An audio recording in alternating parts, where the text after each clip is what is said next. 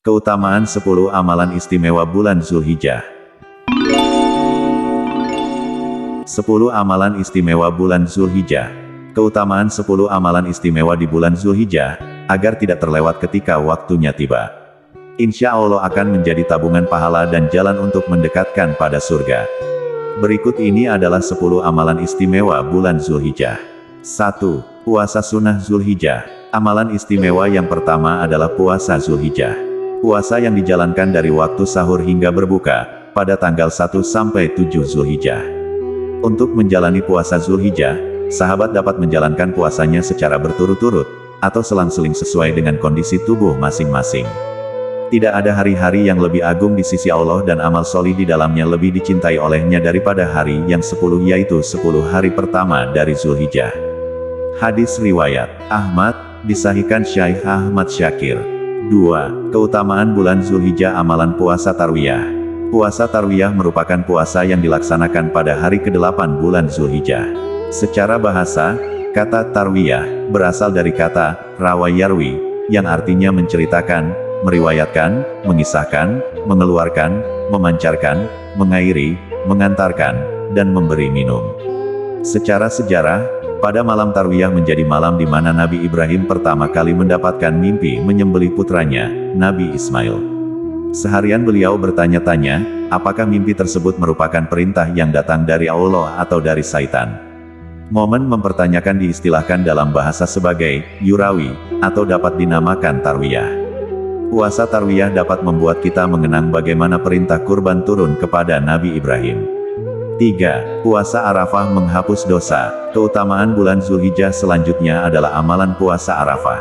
Dari Abu Qatadah, ia berkata bahwa Rasulullah Shallallahu Alaihi Wasallam bersabda, puasa Arafah 9 Zulhijjah dapat menghapuskan dosa setahun yang lalu dan setahun akan datang.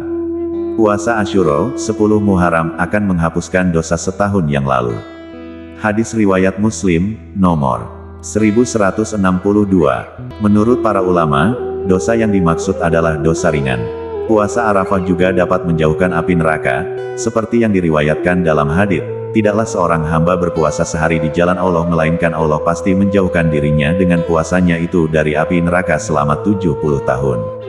Hadis riwayat Bukhari Muslim. 4. Sambut keutamaan bulan Zulhijjah dengan takbir dan zikir.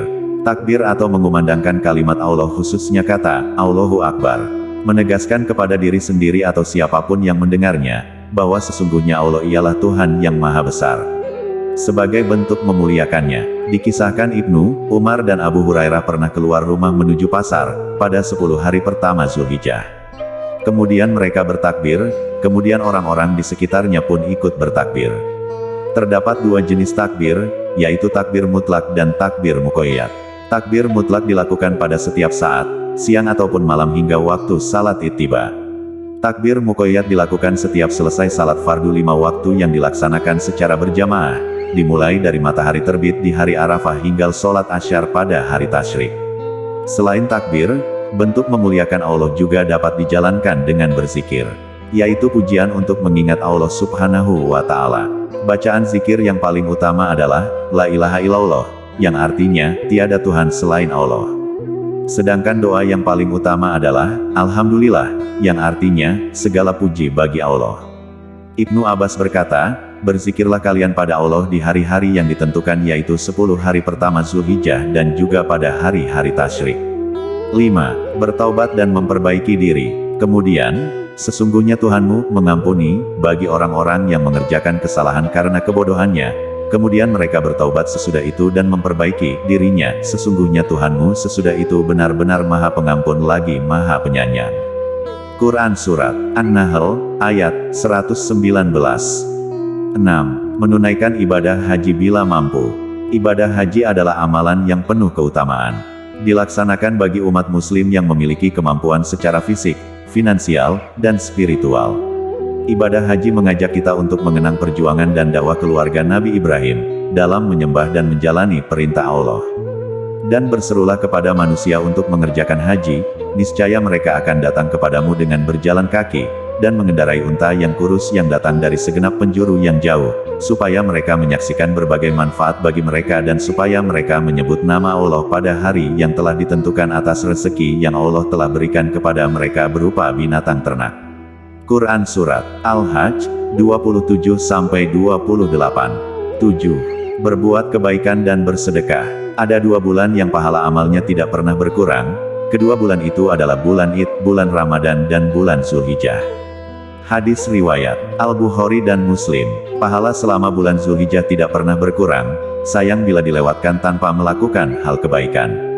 Kebaikan dapat dilakukan dalam berbagai bentuk, seperti membantu seseorang yang sedang membutuhkan pertolongan, atau bersedekah. 8. Tidak memotong kuku dan rambut. Jika masuk bulan Zulhijjah dan salah seorang dari kalian ingin menyembelih kurban, maka hendaklah ia tidak memotong sedikitpun dari rambut dan kukunya.